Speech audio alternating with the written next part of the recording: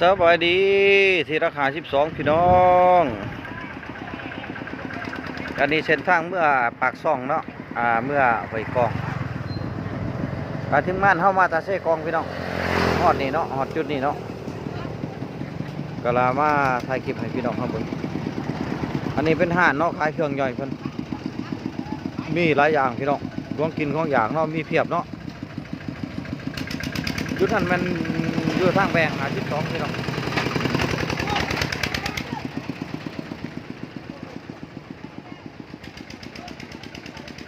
อันในตลาดแดงพี่น้อง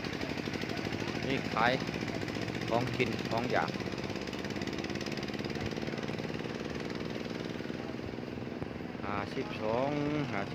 52อันนี้เนาะ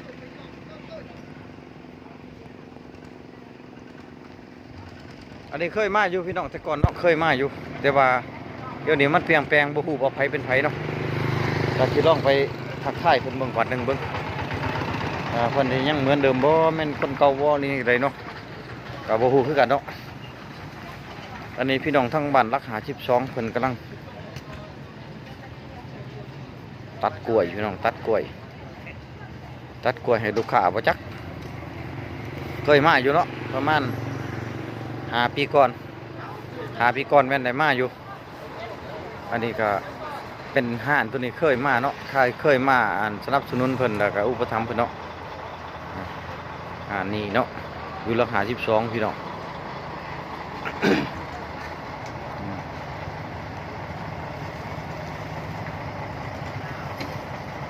ยังกับขออนุญาตเด้อพี่น้องเด้อขออภัยที่ว่าผู้ที่บ่อยากเข้ากล่องเขานั่นเนาะโซเชียลเฮาอันนี้เฮาก็มาถ่ายอันนี้พี่น้องเนาะอันนี้สิมาถามเพิ่นเบิ่งสิไปใช้นี่เนาะ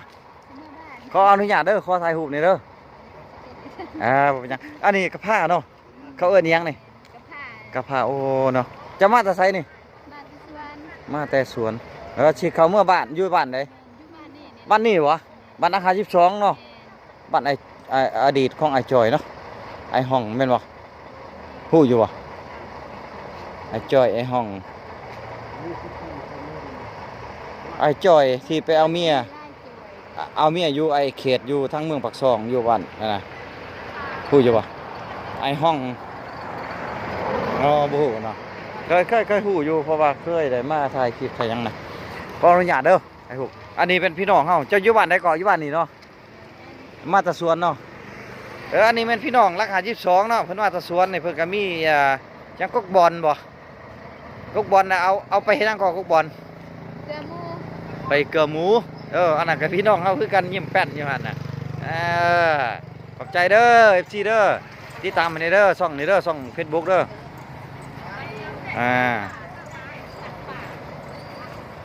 จะเป็นเอื้อน้องกันบ่คือกันนี่เนาะว่าเป็นเด็ก11เลยว่าเป็นเด็ก12เลยคือกันเนาะว่าเป็นเด็ก11คือกันอีดีหน้าตาอยู่นี่มีแห้งพี่ใหม่ส่งมาเด้อร่ำรวยคำคุณให้อยู่หมันคนยืนเด้อพวกเขามาแต่เที่ยวไปเด่นไปเที่ยวกันขออนุญาตเด้อขอไปใส่กองมาไปใส่กองไปเที่ยวใส่กอง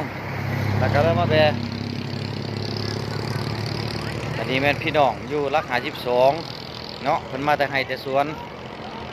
ก็จักซี่แล้วพี่น้องเอ้ยพื้นฐานบ้านเฮาบ้านกันสิบอกก็ว่ายังชนบทนั่นแหละบ้านนอกบ้านนาเพิ่นก็ใช้ชีวิตแบบพอเพียงของเพิ่นสิไปทักทายไอ้ใหญ่คนหนึงเคยเห็นอยู่เนาะเพิ่นเคยอยู่ห้วยกองบ่จ๊ะเบิ่งสิไปถามเพิ่นว่าคนนี้แหละเคยเห็นอยู่อดีตสวัสดีไอ้ขอทักทายบ้านหนึงแน่โอ้แปลกๆเว้ยสบายดีไอ้นี่อยู่ห้วยกองเนาะน่ะเจอมาเคยเห็นกันอยู่เนาะนานเห็นบ่บ่น้องไปถ่ายรูปลงอันนั้นนะ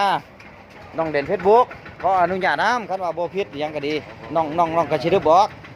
คันว่าอนุญาตกับน้องสิพัฒนาซอยโฆษณาซอยอันนี้มันห้านอ้ายเนาะอันนี้ก็มันหลายปีจากกันเนาะเป็นว่า20 ปีหรอ น้อยเนาะ ตอนนี้จากหัวกล้องเป็น2014 โอ้14 25เออแม่น 2018เขามาอยู่นี่ โดนเนาะ 2014 11 ปี 11 ปีบ่เห็นกันโอ้ยังดีล่ะฮักแพงกันสบายดีน้องไปแม่นลูก น้องไปเที่ยวใช้กองมา ลูกโคเซฟเลย โหขออนุญาตน้องถ่ายรูปเด้อถ่ายคลิปถ่ายหยังลงที่ลง Facebook ให้นะอันนี้เป็นห้านอายเขาเนาะอายพันเนาะ สบายแต่เพื่อนไม่เดินพันเพื่อนนะ โอ้ไอ้พันไอ้นี่ไอ้พันเด้อตั้ง52ผู้ที่ นี่ไอ้พันในห้านเพิ่นเด้อตั้ง52ตั้งแบ่งเข้ามาประมาณ300 เมตรบ่ประมาณ300 เมตรนี่มีหยังก็มาอุปถัมภ์คำสู้เพิ่นมาช่วยอุดหนุนเพิ่นเด้อพี่น้องเด้อครอบครัวในเด็กครอบครัว ผู้นี้ครอบครัวเนาะไปอนุญาตขอทักทายเพิ่นก็ได้ครบแล้วบ่สบายดีเอ้ยอันนี้ครอบครัวของไอ้พันเนาะที่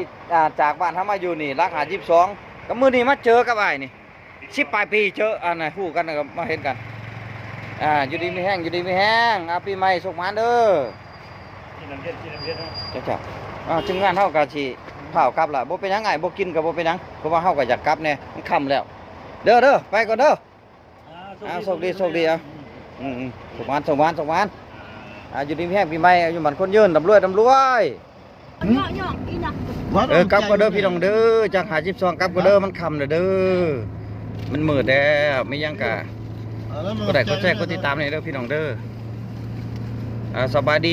พี่น้องสบายดี